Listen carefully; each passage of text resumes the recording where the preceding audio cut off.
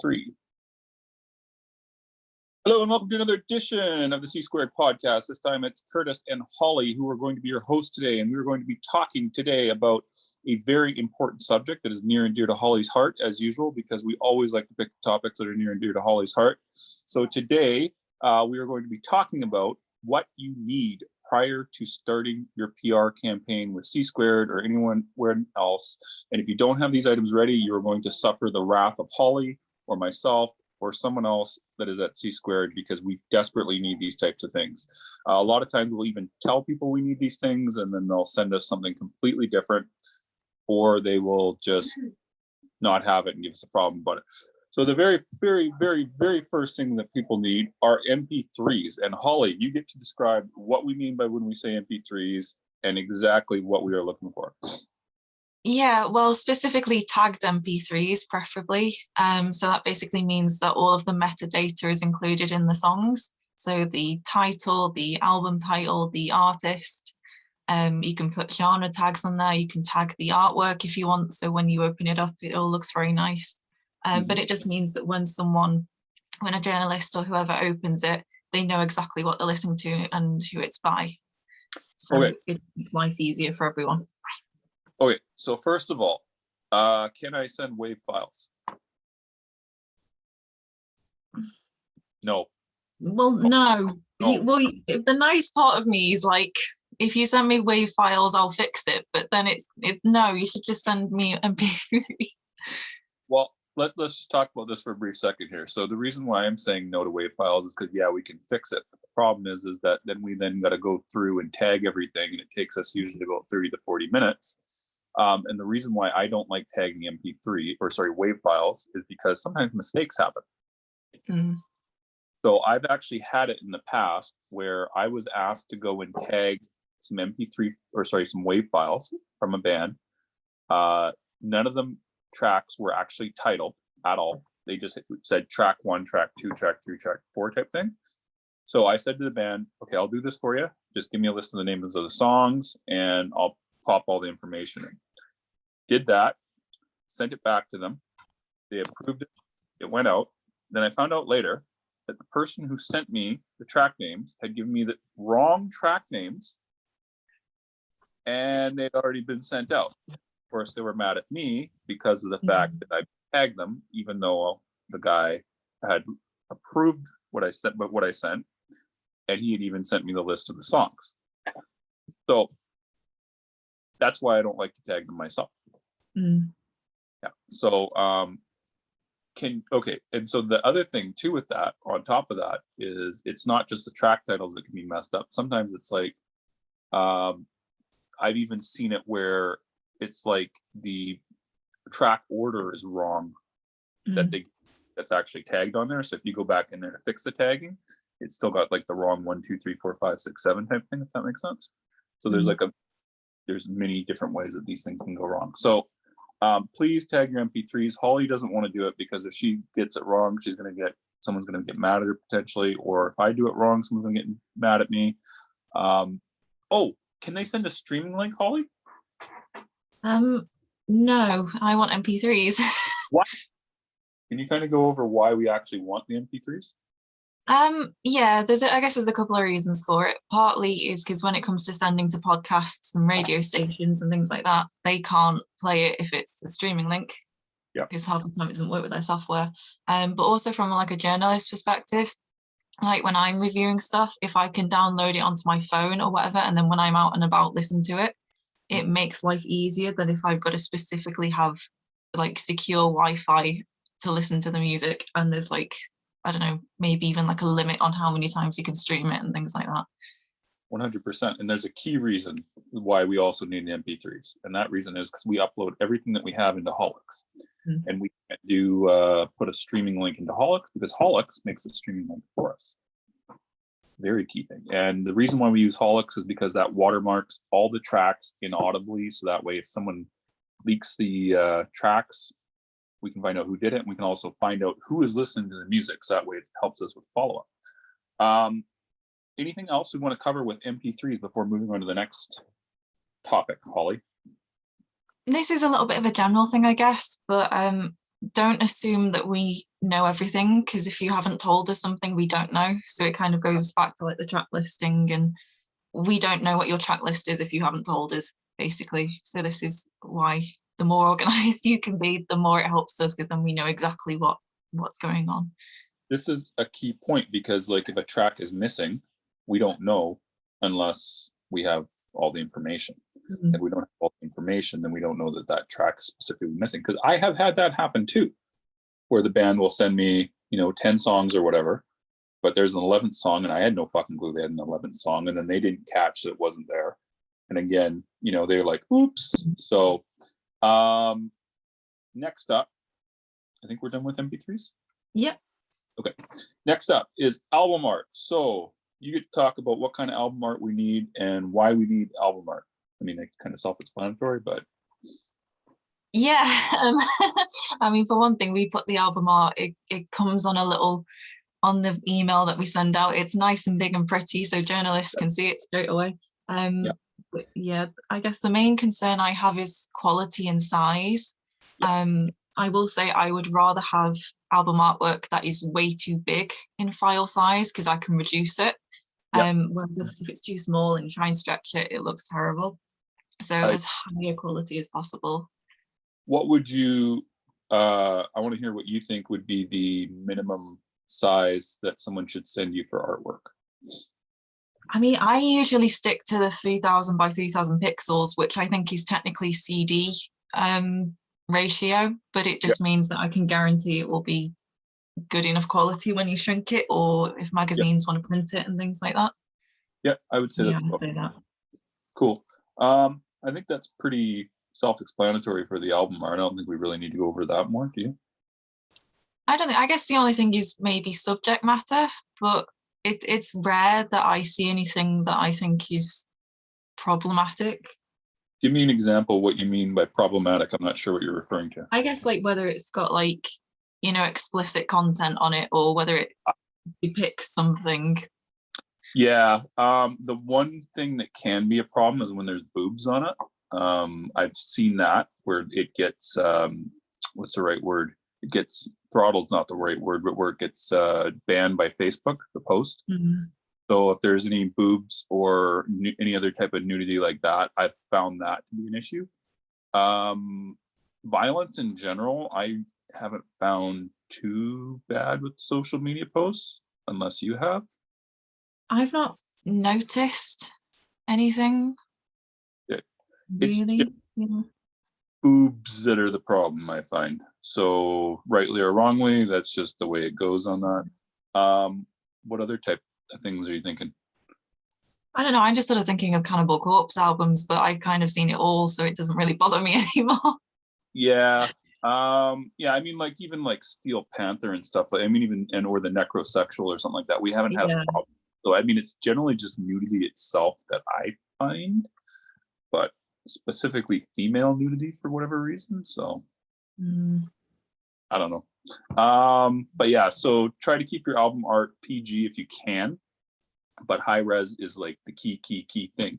Band pictures next, Holly, since you are the expert on band pictures. Well, you say that, and then you don't like my band's pictures, so it was a little bit, that was a little bit of a tease. I said that because I gave you crap on your band pictures, but yeah, that's fine. Let's hear the thoughts.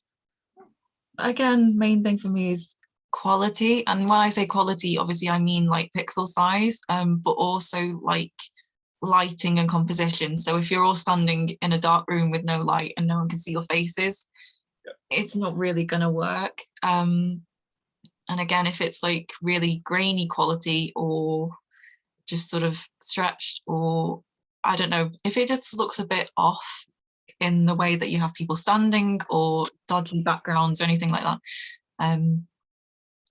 that's sort of my main concern. So I guess generally band pictures outside work in natural daylight really well, and you just, I don't know, evenly space everyone out in whatever order you want, and as long as you can see everyone's faces, for me it should be fine. And you should always use a professional photographer whenever you possibly can. Yeah, I would highly recommend that. I mean, I have seen lots of bands do it themselves and they turn out all right, if people have a rough idea of what they're doing, but professional is better if you can.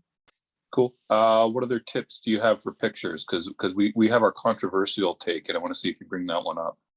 Okay. One thing that I'm thinking is ideally landscape. Yep. Is one thing to point out, just because a lot of websites, the way their pages are laid out, the landscape photo will fit in much better than a square one or portrait. So try and go for that. Yep. And Corey's even trying to make it so that way we won't take anybody without a landscape picture now. Ah, fair enough. We haven't talked it with the rest of you guys yet, but we were discussing it a few days ago. Any other photographic tips? Do you want to give the controversial tip or no? I think I've forgotten what that is. Woman in the front. Oh, that Yes. okay. Yeah. You want to go over that one? Well, I'm interested to hear your take on this. So. Oh, you're gonna make me say it. Yeah. Okay. Well, just basically, I found if you have a female member, and yes, I know it's probably sexist or whatever, but generally, if you put them closer to the front, what I always find is it almost seems like your promo will get open easier. You guys are the same way. Your picture. Don't give me that fucking look. Like if you're gonna call it, like seriously, It's just like, it is what it is, and yeah. Like you guys are the same way. You guys got one picture, I think, where you're in the background, so you know. So, but anyways, yeah, I mean, like generally, like if you do that, or if you put your singer in the front is also good too. If you don't have a female member, obviously. But basically, what you don't want to do is you don't want to have all the faces covered and hidden. I think you might have said that already, right? Yeah, I want to make it clearly visible. Cool. What other tips do we want to give, Holly, before we move on to this? I guess try and keep it on brand if you can. What would be on brand? Like for Disconnected Souls, you guys are like a mishmash. Well, like that's Disconnected Souls is a bad example for this. Well, give me an example on brand then. I'm confused when you say your band, because I don't know what to call your band half the time. Yeah, welcome to the club. I would use, okay, let's go with, I don't know, like Her Knox or the Inferno Doll, because I feel as though their photographs are very in keeping with their brand. So the Inferno Doll is very gothic, vampire, sort of Victorian inspired. Yep. And all of Laura's photos really fit in with that. And again, Her Knox has got like the really sort of, I want to say kind of new goth vampire vibe going on. I don't know. He's got like contact lenses and stuff and it looks really cool. But he has like a sort of standard image that is him that comes through in all the promo shots. Yep. Cool. Those are very good examples. Any other examples for that before we move on? There's probably loads. I've just sort of forgotten them. Well, I mean, there's the necrosexual. I saw some of his behind the scenes on Instagram the other day. I mean, that's certainly on brand. Yeah. If you want to put it that way. Okay. Yeah. I would do that. We're gonna get into some weird territory, so I'm gonna move along right here. So we covered band photos. So next thing, I'm just gonna cover this one super quick because it doesn't really need a back and forth. Album credits, which are pretty self-explanatory. You want to have and band member names and what instruments they play are kind of like a similar thing. So you want to make sure you have everybody that participated in the album there. If there's anybody of note, make sure that they are put in the credits, because like, for example, if Disconnected Souls had, I don't know, Trevor Strnad on it, we need to know so that way it's part of the promo. And a real life example, I actually had a band who did not tell me or the label that Trevor Strnad had guested on 2 of their songs. What? Until the day before release. And they're like, oops. So it was 2 of their songs, not just one of their songs. And the only reason why I found out is because Trevor was tweeting about it, how he had guessed on this. And I saw this and I went, pardon? And so I messaged the label and they're like, we don't know what you're talking about. And so the label messaged the band. And they're like, oh, yeah. He was on 2 different songs. And the label was like, why the fuck didn't you tell us this? Because nobody knew who this. Big. It is. And it's a perfect example of a band not realizing that they should tell us that sort of information. So yeah, I probably could have gotten them a premiere at a much bigger place than we got. But if I would have known, nobody said anything except for Trevor, who tweeted it, and he didn't even fucking tell us. So Trevor, if you ever listen to this podcast, thank you for that. I think this was before I'd ever spoken to Trevor. So anyways, album titles also very, very key for making sure that, oh, actually, before we go into album title, band members also, if there's any instrument the band members play, make sure that it's correctly noted. Because, for example, Holly for her band plays multiple instruments and sings. And if someone is doing a review, they might credit the wrong person. Mm-hmm. Anything further you want to say about that before we move on? Well, I just find it interesting, like, because people have put folk instruments or oriental instruments and things like that. So I'd sort of say list everything that you do. Really. Cool. All right. And next, album title. So Holly, cover why you want to have the album title ready, which is I mean, this happens. We actually have had clients where they don't have the album title yet. Oh, right. We have. I mean, it's pretty important because we can't really send anything out without it. Is kind of the main deal. So yeah, try and at least have an idea of what you want if you haven't completely agreed on it. But yeah, I guess that one thing with the album title is maybe try and think of something original. Yeah, I agree. And also, if you have a band name that's kind of common, make sure you don't have a common album name. So that way, when you're trying to Google the band, you can actually find it. So, for example, if your name is Burials, since we always like talking about the band Burials, the many different bands called Burials, don't have your name be like Grass or Door or something that's going to be common. I don't know. It's just Burials. Yeah. Right. I guess, yeah, something to consider as well is not just how the search results come up in music, but how they come up in general. Because if you give your like I don't know, just a generic word that is used in everyday life, when you type it up in Google, the music result isn't going to come to the top. Nope. Let's see what happens when we type in Disconnected Souls anyways, just as itself. Let's see what happens. I'm going to put Holly on the spot and let's find out. Oh, they come up first. Cool. Yay. Cool. Very cool. Yeah, nothing else. Because I had a feeling that there was a game called Disconnected Souls. Is there one called The Lost Souls? Maybe. I think that's come up, maybe.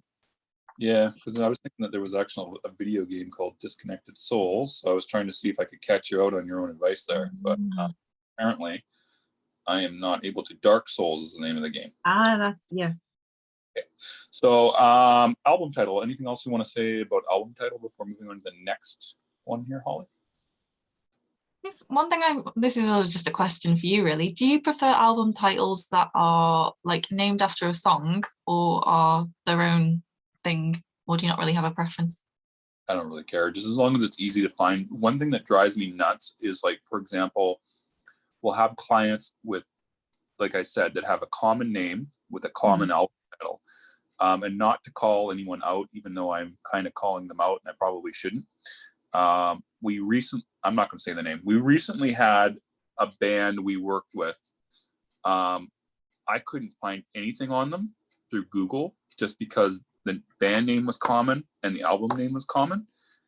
And we're having a heck of a time trying to find the links. And we know we have links because we've been sent links back. But because the album and the band name is so common, it's fucking hard to find. So, that's all I care about is just do not fucking do that. Especially if your name is Burials. So what else we got here? So list of what formats the album will be released in. So can you kind of go over what that means, Holly? Yeah, so I guess whether it's like digital only, if you're doing CDs, vinyls, cassettes, whatever it is you're doing, let us know basically. Because then we can organize pre-orders. Yep. Which are very helpful. And there's one very key thing is that sometimes we'll ask a band if they're releasing independently and they'll say yes. And then later you'll find out that they actually had a label that they made up for their own. So like to have like a band label or something like that. So make sure you also tell us what the label name is and that there's no mistake on that. So now next up, Holly, you could talk about this one for a minute. Links to your social media. Say what they are and why. Yeah, so basically any links to anything that you have, really. So whether it's like Facebook, Instagram, Twitter, preferably those three at least, because they're the biggest ones. Music links, like if you've got an existing Spotify or Apple or whatever, all of that stuff. Bandcamp, majorly important, because you can do pre-orders and streaming embeds through that.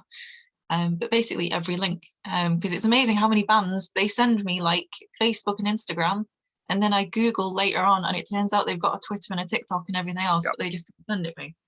Yep, I've had that And you've got too. and then all these journalists are like not tagging the band because they don't think they have a Twitter.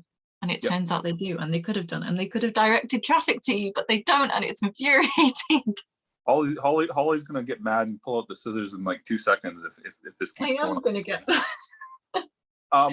But one thing too we got to mention is that one thing that a band should have in order to have all the links in one spot, at least this is what we're trying to push, is the link tree. Yeah. So if you get Linktree, you can have it all in one spot, and then people can just click and then just find all the links, and then they can go to wherever the heck they want. So do you have anything else to rant about this, Holly? Just give us all your links is my main point. Cool. And make a link tree, and then put your link tree in all your social media bios. Cool. Okay. So now next up, I just lost my page. Shit, because I went looking for something else to ask you. Okay. So album release date. This is pretty self-explanatory. Make sure you tell us what the album release date is. If you need to change it, let us know. Yeah, just make sure we have the right release date. And you should always be releasing on a Friday. Holly, can you say why people should release on a Friday? Because a lot of blogs, they do like weekly or monthly roundups on a Friday. Spotify does its weird algorithm crap on a Friday. All of this stuff that just helps to push you a little bit further that you don't get if you release on a different day. That's right. You should have brought the scissors on with you, because when you were getting mad there, that would have been like a really good emphasis. So next time you get mad, just make sure you got the scissors and you just fucking wave. Oh, you're grabbing the scissors? I got pumpkin. I'm scary. Like, Jesus Christ. It's nearly Halloween. Well, that's my excuse. Yeah, it's only a month and a half, isn't it? Jesus. Yeah. Okay, so next up. So we just said album release date, pre-order links. So Holly, can you go over the pre-order links? Like, what are we expecting with a pre-order link? Yeah, so it's well, if you don't know a pre-order link, it's basically a link that allows people to order your merch or music or whatever ahead of time. So it will usually get you more sales, because if people read a blog about you and there's a link there that they can click on immediately, they'll do it. Whereas if, time passes, people forget about things and you're potentially losing out. One thing that I think actually a lot of people don't really realize is Bandcamp does have a pre-order set up. I think it's only 90 days in advance. So it's kind of if you've got to wait a little bit before you can set it up, fine. But I would highly recommend doing that, and then give us the link once you've set it up. There is also a solution of Bandcamp if you can't do Bandcamp and it's 90 and you're not within the 90 days. And that solution is you could also use Big Cartel. True. Big Cartel, or just set up an e-shop on your own website if you wanted to. I mean, obviously, if you want to wait, it's fine. But if you can do a pre-order link, that's preferable. Anything else on pre-orders? I don't know. I think that's kind of the gist of it. Cool. Yeah, I think we covered it on that. Okay, so next up, this is another subject that Holly is extremely passionate about, which is names of singles you plan on releasing and on what dates. So let's hear the Holly. Like I'm not gonna get I don't necessarily expect people to come to me with dates. Like if they've never done PR before and they don't know how to release singles, fine. But if you could at least choose which tracks you want to be singles, that'd be great, because then it just helps us plan everything out so much faster and more easily. And also, if you're doing any music videos with those singles, please let me know ahead of time. Please. Do not tell me the day before or the week before. This has never happened to her, obviously. This is why she's complaining about it. It's never fucking happened to her once. No. Yeah, if you're planning on releasing a video, you got to give Holly or me or Corey or Gaia or Aaliyah a little bit of time. ahead of time. Because how long would you say usually is a good amount of time for you to be able to pitch a single, Holly, generally? I'd like 4 weeks as a minimum, really. That doesn't happen most Why? of the time. Why? Because so many blogs run so many weeks ahead, and they get booked up for premieres. So the sooner we have the video, the better chance we have of getting a bigger blog, because we're ahead of them filling up their schedule. Yeah, and just for people to know, a couple of writers at Decibel have told me they're already booked through, I think it was December, if I'm not mistaken. Mm. So obviously that's not everybody there, but if those two are booked through December, there's going to be other people that are booked through December already as well. Also, this is a key point, do not release any singles without coordinating with us. Can you go over that, Holly? Yeah, I mean, for one thing, you're losing out on promotion because we haven't known to send it out anywhere. Yeah. And that can obviously be quite detrimental, but it just makes it makes us all look a bit, it doesn't look good, because if people message us saying, oh, hey, can we have some information about this single, or we want to set up an interview, and we're just there like, what single? Yep. We had no idea what was going on. It doesn't help anyone. Have you had that? Not yet, but I'm kind of waiting for it. It'll come. Don't worry, it will come. Oh, good. Fun.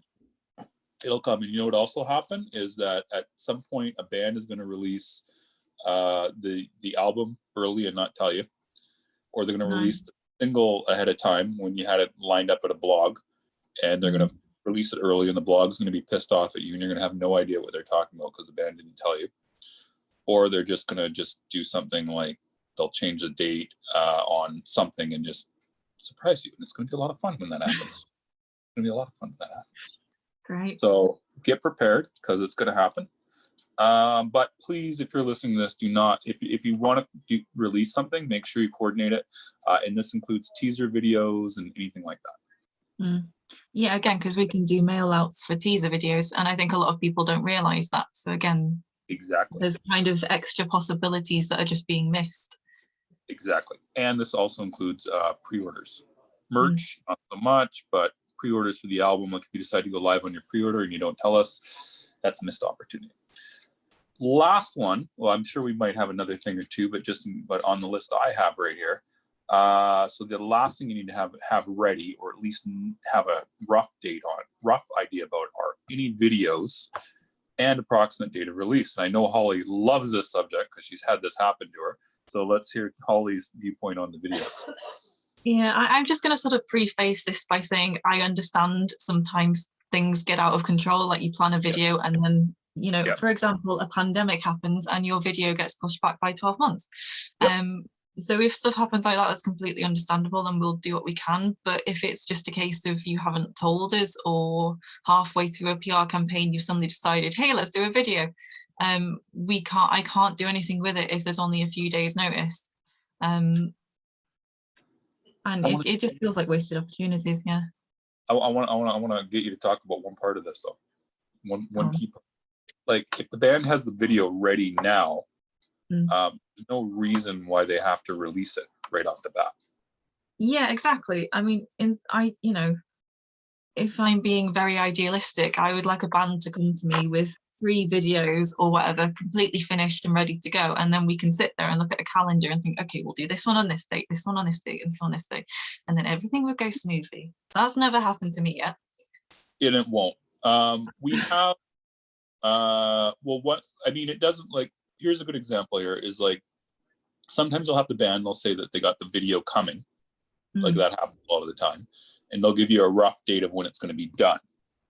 Now, if you have a rough date of when it's going to be done, we still can't pitch that video for a premiere until it's in our hands. So if you want to release the video, for example, on, I don't know, October 20th, but you're not going to have the video till October 15th, you're not going to land a premiere, most likely. But if the band is okay with that, that's a different story, and that's totally fine, just as long as everything's coordinated is the main point. Like, for example, Lutharo, we knew we were going to have a bunch of videos before they started. We just didn't have them quite yet, so we had to wait. But they also knew that if they wanted to do a premiere, we needed a certain amount of time, so they already knew ahead of time. Everybody was on the same page with it. What else about videos, Holly? Yeah, well, I guess the main problem with pitching them is that the journalists won't post anything that they can't see. So this is why I keep banging on about it. Because we can't pitch an idea to them if they can't see it and double check it for themselves. Unless you're a big band. Unless you're, potentially. Yeah. But that's not happened to me yet. So. Yeah, if you're a bigger band, a well-known band, you could probably work. But if you're not, it's probably not going to work very well. Mm. And even if you are fairly well-known, it's still a good chance that nobody's going to touch it. So. Yeah. And another thing as well that I sort of want to point out is like, we can always do it that we do like an audio premiere, but then do a video thing afterwards. Yep. So it doesn't disrupt the single schedule. And I've suggested that to a few people recently. And in some ways, I kind of think that maybe works better because then you get 2 lots of promotion potentially for the same song. Yep. So it's just letting us know what's going on, and we'll try and figure something out with what we've got. But again, we always figure if you don't tell us. Yeah. Okay, so I think we're at the end of our list, Holly. So what else do we need to cover on this important subject of what you need prior to starting PR?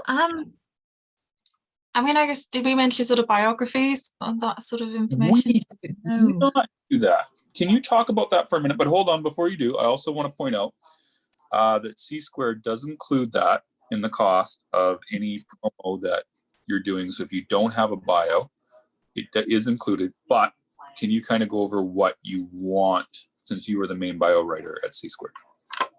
Yeah, so I basically want as much information as possible. So if the band's got a history, I want to know all about that. If there's a concept or a theme with the album, any information about the individual tracks and the stories behind them, I want that. If you want to give me details about the writing process, the production process, give me that as well. And it's kind of, the likelihood is most of this won't go in directly, but it just gives me an idea of who you are and what you do, and then I can represent you better in a bio if I know everything.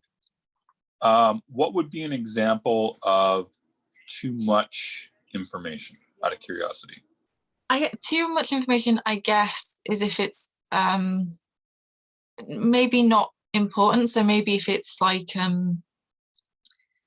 if it's a brand new band and they've not really got much history, but they're giving me a lot of detail about when they're in high school or something like that, that's not particularly useful because it just won't be of interest, unfortunately, until they're a bigger band. Yep. So it does sort of depend on where you're at, but yeah, so maybe in that case, just give me a brief sentence saying, oh, we all met at high school and we did a few gigs and blah, blah, blah, now we're writing the album. That's, if you want to give me a short sentence like that, fine, but not half a page. Yeah. Which I have had. Yeah, there's always a trick between having too much and too little information.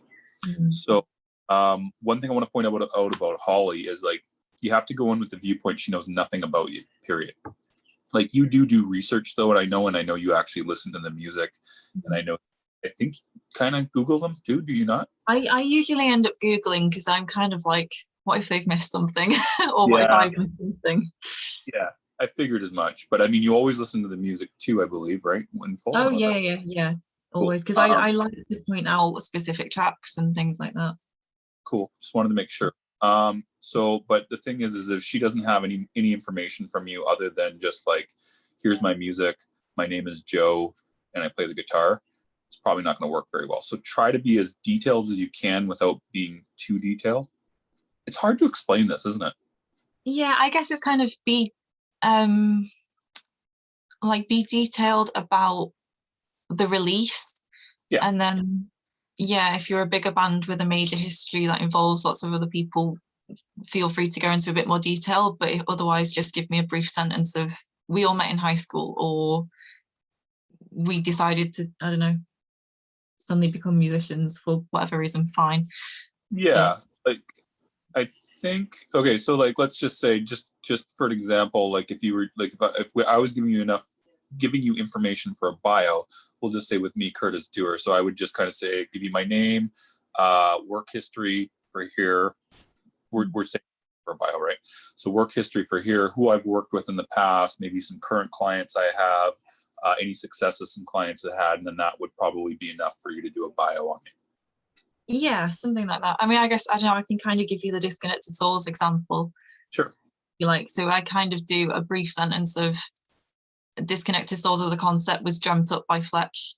Yep. A couple of years later, Patrick and Tim joined, then I joined, then we started writing the EP. And that's kind of it, bam, that's our brief history. But then it's like we could go into the, oh, well, our EP was mixed and mastered by Christoph of Annie's Okay. It's we had a number of people featuring in the choir on one of our tracks. We had our artwork done by, I've forgotten his name. That's really embarrassing. Simon A. Visuals, there you go. You know, like, so that's kind of like album credity stuff. Cool. But yeah, it's kind of not dragging out. Like, if there's not much to say about something, don't feel the need to expand on it, because that's my job. I'm the writer. Yep. Just give me like bullet points. You know what? Meme of you holding scissors and saying, "I'm the writer." My job. Brilliant. Yeah. So you got to take a selfie of yourself holding scissors later and just fucking. This is going to be the Instagram. I'm not even fucking joking. We got to do this. Okay, fine. You're gonna regret this. Okay. Anything else on bios we want to cover now that I've totally messed you up? If you could give, well, we kind of already covered this, but yeah, give me any, like, the full track list of whatever it is you're releasing. Oh, if you give me a list of previous releases and the dates as well. The amount of bands that do not give me a list of their previous albums, and then I've got to go rooting around on Spotify to try and find the release date for them all. Yeah, that's kind of a little bit annoying. Oh, one thing we did forget on the bio. Also make sure that any connections to notable bands are noted. So if you have an ex-member who was in a well-known band, note that. If you have ex-members or current members rather that are in that are connected to bands that are not well-known, we don't give a fucking shit. We do not care. Nobody cares. So if you say it's got ex-members of blah blah band that nobody knows except for people in Ohio, we don't care. But if you got ex-members of bands that have sold a certain amount of albums or they've been on a label, that would be good. Cool. What else do we got on this important subject here, Holly? Oh, well, I don't know if this is actually on like the form at the minute, but I will usually ask you for a quote. It's not. That in. Add that onto the form. So basically what I'm looking for is something along the lines of, I don't know, we're thrilled to release our new album, blah, blah, blah. It's been 2 years in the making. It explores a new side of our sound. We hope you enjoy it. Just like a couple of sentences like that. Just because it kind of gives like a personal touch, and it gives like a bit of background to what you're doing, and it's just kind of nice extra little thing to have in. I agree. What else do we need, Holly? You're the bio pro. Social media links, we kind of already covered that, but I put those in as well. Again, any pre-order links, I guess, as well. If you've got any shows planned for like an event link, send me the event link and I'll put that in. Yep. And one last thing I want to touch on bios before we move on, or end, depending if we don't have anything, is if Holly writes you a bio or Corey writes you a bio, it's usually, don't ask them to make a ton of changes unless it's absolutely necessary. Because one thing I've seen, it hasn't happened with you guys, but I've seen it in the past, where like the band will want to have like all that extraneous information you talked about them being in high school and stuff like that, and they insist on it being in the bio. Just as a word of wisdom, please do not ask them to revise it and put in all that extra information. Usually the reason why they took it out is because it doesn't fit into the bio and it doesn't make sense.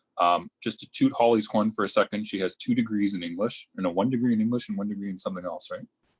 They're both, technically they're all English degrees, kind of. Cool. So she's got 2 degrees in English. Corey's got a degree in English. So if they make a grammar mistake, that's cool. Let us know. But 99.9% of the time, whenever someone tells me that it's riddled with grammar mistakes, it's not. It's generally the person reading it doesn't know the grammar because I have 2 grammar people. I guess one thing I should also probably mention is obviously I write in British English. So if I've put a U in the word colours or something like that, I've not spelt it wrong. Yeah. That's I've actually people say that to me, and I've been like, no, British, it's totally fine. If Corey sees that, I think she'll correct that. But yeah, it's not wrong. Everywhere else in the world except for the United States spells it that way. So yes. So now that we're done making fun of Americans and our American alienated, what else do we want to cover on what else you need prior to starting PR, Holly, if anything? Oh, I guess something that's kind of kind of like a general thing is just sort of be prepared to put the work in. Because it is a bit of a PR campaign. It's a bit of a two-way thing, really. So we will be asking you to fill out, to do interviews, to take part in features that require you putting in a little bit of time and effort. And also, you need to be active on your social media. That is the thing I think that drives me nuts the most, is that I'll be the only one sharing any of the press. I'll tag the band and they just do nothing with it. And they don't fucking care. Yeah. If you get tagged in anything, if we send you any links to anything, just share them, and preferably tag the media outlet and the journalist if you can find the name of the journalist. Yep. Agreed. Because it goes a long way. Yep. And I do want to point out that Holly was very good with this, with the Disconnected Souls campaign. I think you shared everything. I think you went above and beyond, actually. Really? Oh, that's cool. Well, I try to hopefully share most, if not everything. I think you were solid on basically everything you did. Your campaign, I mean, you did a lot of videos. You were showing pictures and stuff. Yeah, I mean, you did. I think you backed it up with social media pretty damn good. Oh, that's cool. That's good to know. Yeah. So that's your horn toot for the day. Anything else we got to cover on this one, Holly? I think that's kind of everything that I can think of. Okay, I'm just doing a quick look. Oh, we do have one last thing to cover. What for me? Okay, so the other thing that you need to have prior to starting in shape, you briefly touched on this, is you also need to make sure that your social mediums are active, not just there. So specifically Instagram and Twitter, Facebook and TikTok isn't as big of a deal, but if you can get those up to date too, that's good. And the very last thing is make sure that you have one person who's going to be in charge of talking to the media. Yeah. And the reason why is because if you got the one person there, everything can be coordinated and it's on brand the whole time. Cool. So is that it, Holly? I think so. I feel like I've ranted a lot. You did rant. I just wish you had the scissors today, because that would have been amazing. Yeah. Maybe next time. Next time, I think we're going to rename the podcast being Holly Rants with Scissors. Okay.